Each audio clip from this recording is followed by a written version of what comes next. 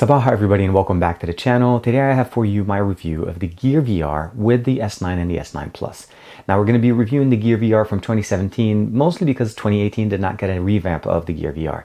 The sizes of the S8 and the S8 Plus are pretty close to the S9 and the S9 Plus. So in theory, we should be able to use the Gear VR from last year. But not only that, I want to see how this works with the first version of the Gear VR that came with USB Type-C around the Note 7. So this is TK. Let's go ahead and check out the S9 and the S9 Plus with the Gear VR ecosystem.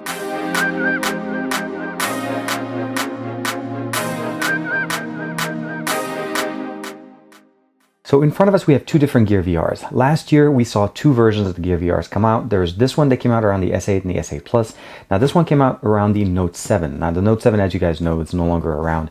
But the main difference here is that this is the first, you notice right there it says Note 7. This is the first Gear VR that adapted the USB Type-C technology from the earlier versions of it. So this is by far the earliest version we can get, but this one doesn't have a remote. And you saw that this one does. So last year's version, I'm thinking this should be a shoo-in. This should work right away, as I did the unboxing for you guys when we first opened up the S9, and it fit. But I haven't tried it out with the S9 Plus, so we'll check that out.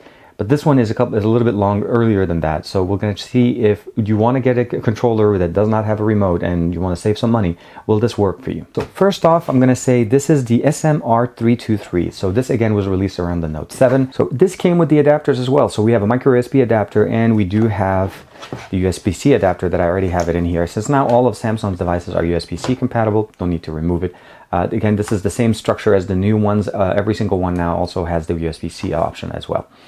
There's offsets for our device and of course the optics. So I'm going to go ahead and get in with the S9 first, being the smallest of the two. Fits perfectly, bring it in, snap it on. And you notice that the clamp on the top comes down and meets it and it holds it very well. And then we have enough offsets here to be able to put it in and it looks pretty good. No issues, no wiggling, no moving. And so far I'm happy. Now obviously the S9 Plus is a little bit longer and we're going to put it down. Okay, so S9 Plus does fit. It does actually stretch the limit, which means this is pretty much the longest you can go. And this is a 6.2-inch display. It fit. There's no, if you notice right there, I didn't actually have to shove it in or anything. I just put it in, bring it down, and it held it. Holds very nice, very good. And again, the offsets on the sides, on the top and bottom, give it protection, so you don't have to worry about the device. Now, this Gear VR had a little bit of differences here as well. You see that we have the touchpad here, the volume rocker, as well as the home and the back button. We have the jog dial on the top to be able to control the focus rings. That just basically separates the optics a little bit further and back to get that right fit. Nothing on the left other than just a Gear VR. And if I'm not mistaken, we do have a USB-C pass through here to be able to charge it. No nose pad, but the soft cushioning here is pretty good. And we have, let's go here. This is basically just a proximity sensor to be able to tell it to turn on once you put the headset on. One thing I want to mention to you guys is again that this does not include a remote. You can purchase this and buy the remote separately if you have already one of these guys, and you don't have to spend the additional dollars, as the remote is a Bluetooth accessory and it doesn't really depend on the Gear VR. Now switching over to last year, again, this is the version that was released around the the S8 and the S8 Plus. So this is not the Note 8 edition. That one I did a separate video for you guys. But being that this is an S8 and an S9 and S9 Plus, it should be fine for that. This model number is the SM324, so a successor to the 323 that we had over there. Here we have the remote, volume up, volume down, back and home. We have a D-pad here with configuration, button controls here. A little LED turning on whenever you are using it. It is powered by two AAA batteries and of course a trigger at the end. The actual controller itself aesthetically looks very similar to the one that we had before that we were looking at. The shield is a little bit glossier. That's just one of the aesthetical things they did. Again, you still have the ability of removing the actual adapter, replacing it with the micro USB if your device is compatible. So the beauty about it is they always make sure they have backwards compatibility. You have A and B channel, offset plastics everywhere, and the optics are pretty much well centered. Volume up and down, as well as the back and home. Now keep in mind the Note 8 edition lost the volume up and down. It kept everything else, but it lost this as we have it on the controller. USB-C pass-through vents similar to the one from before, and of course just the jog dial at the top to be able to configure the optics here. You are able to use it with glasses, as that's how I use it. Here it is. We'll try with the S9. Here you do need to kind of bring it down at the same time and let it kind of slide, as the S9 is the shortest of the two. Now this is a 5.8 display. You'll notice it's offset with the plastic stoppers here. There's rubber here, rubber All of the stuff is basically just offsetting it from touching the hard plastic. So your device should be protected and well protected even. Removing this real quick, let's go ahead and try the S9. The S9 again is, this is the S9 Plus.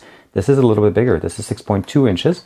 So by getting that, we should be able to use it. So now here, this one you don't need to do that much. You just press and it snaps on. You notice again, the rubber here on the top and bottom and everywhere else. It's not going anywhere and it is solidly put in there.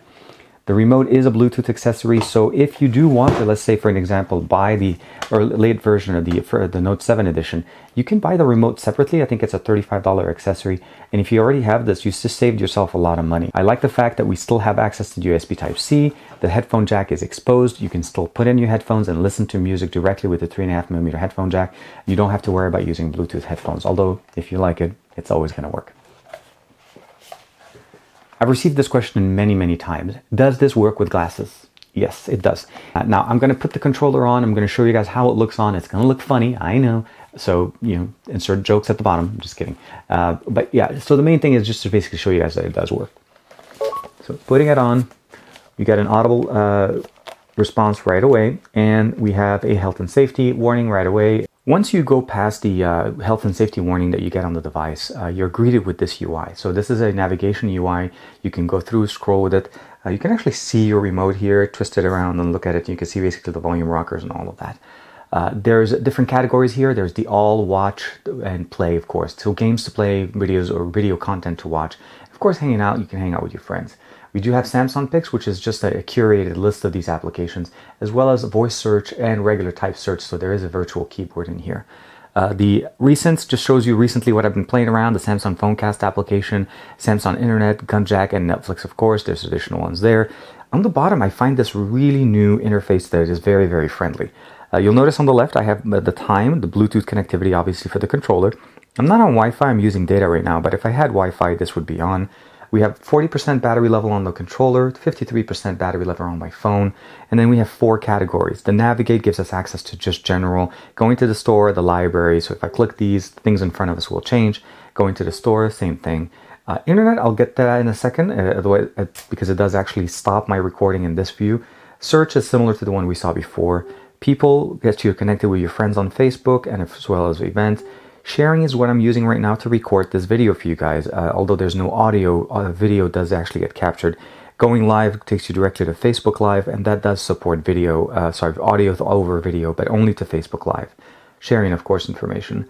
Settings, we have volume, preset the view, brightness. See all settings will change the view in front of us, and you can see again just a bigger picture. Here's some of my friends on Facebook. I have sharing, live stream, controller, internet shortcuts, and so on. And I can turn on Wi-Fi from here and do not disturb so that no notifications will come through. And we do have the pass-through camera that just uses the back sensor on this device to let us see through it. A little bit fun to watch, but not much you could do with it. There's no AR kind of technology here, mostly VR. And then we're going to just go back home, click home, and it takes us to our applications. I can go to see more here. These are the recent ones that I have. I'll explain to you guys Phonecast in a second. Samsung Internet is a full-fledged browser that you can use. Netflix, of course, and then Evil Silence is a really cool, basically investigative type of game. Rush is a very cool skydiving game. Gunjack, of course, Temple Run VR, Samsung Gallery. Samsung Gallery accesses all your pictures on your phone. And of course, you have Hulu, and of course, I showed you Netflix. The browser is the Oculus browser, Space Maze, and a lot more too. And then if I put my mouse or the little pointer in the center, it starts the counter. So let's go ahead and play.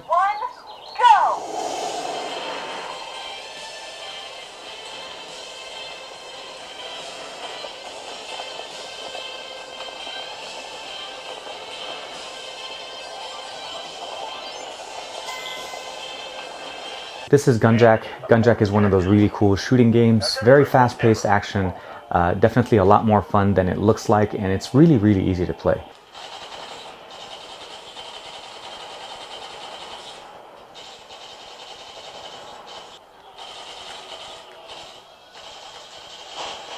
One of the main benefits of having a controller other than just playing games is obviously using it with big interfaces like this. This is the internet browser from Samsung. It has also received a big update from last year. You'll notice there's a grid of videos or options that you have. You have different sources that you can select from, most viewed on the bottom right. Turn off screen mode, turn on secret mode, so that's private browsing, my files, network, video history, featured, and of course tabs. 3 different levels of zoom. That was level 1, this is level 2, and this is level 3. Level 3 obviously being the biggest. You can select just directly the source itself as opposed to what's provided, and then you can go into obviously the featured, and you can do searches, which is really cool. Now you can do voice search or typed search, so I'm going to just use the voice right now. TK Bay, and it finds me right there. It'll load the page, and that's my profile right there on YouTube. And I can play videos, and that's my welcome video, of course. Let's go videos. Just gonna open it up and say Welcome to the channel. My name is Tarek. I go by TK Bay, and The new UI is definitely very nice. As you saw, it's simple to navigate through. You have that little toolbar on the bottom that gives you access to shortcuts, as well as the ability to record video, take pictures, and share that. You can live stream for Facebook. You can play with your friends on your Facebook account. So it has a very good deep integration with Facebook as far as contacts. And I like the fact that there's a lot more now options than what we had in the past. The phone calling application, I wasn't able to demo that for you guys, but that game actually allows you to, or that application allows you to play things on your phone that are not VR ready. Plex, for an example, is actually not ready for Gear VR. It is available on Daydream, but on Gear VR it's not. You can open it up as a regular app and then watch your movies, your content, listen to music, whatever you want using that. And there's other applications supported off your phone. So definitely very, very nice. Now, talking about gameplay and timing of playing. Now, the longest I played on this is about 45 minutes and close to an hour.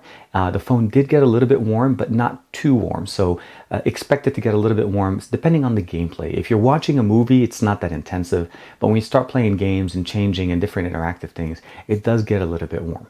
But other than that, the audio quality was pretty good. The picture quality is very, very similar to what we had last year.